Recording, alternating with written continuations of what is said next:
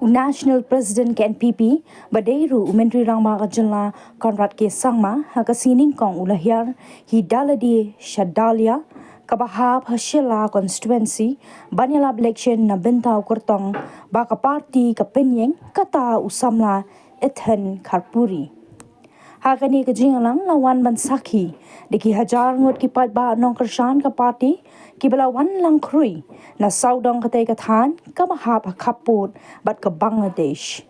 Na kaliang Conrad habakran hakani kejingalang ulak kubur ba ki paidbah basa haki kaput jong ke India Bangladesh ki mat shibun ki jinge bat kumta deitang unong yalam ubadan shisha kabor ula ban weng ye ke jinge jongki shushu u angru bakani ke election MDC ka banlong hakarpui terek mentau banai kandei ka kabuk siar na benta ki nong shong shnong jong ka Shella Constituency banjit ya unong yalam bat unong mikman uban ai ke jing shakri bat ru ban long ke jingkieng hapadeng jongki bat ke sarkar jela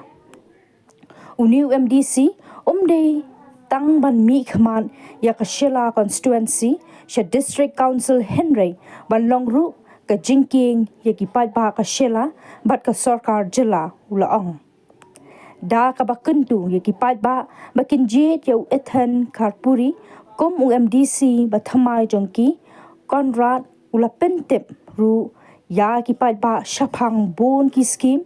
bat ki jingmentoy ki ba ka sarkar kala ai na bynta ki paidbah na Shella bat ki weipat ki than kaput jong kamikhalia abaken tho pan ya ki parti baken tho persha ya ke NPP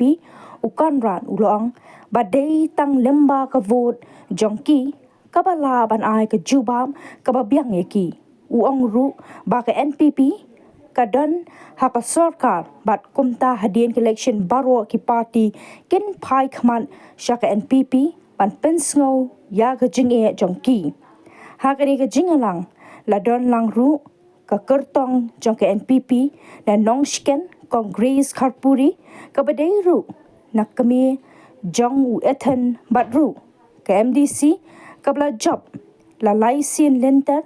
nangta na don lang ru unong yalam ke NPP ba job penro na lor kiwe ki nong yalam ke parti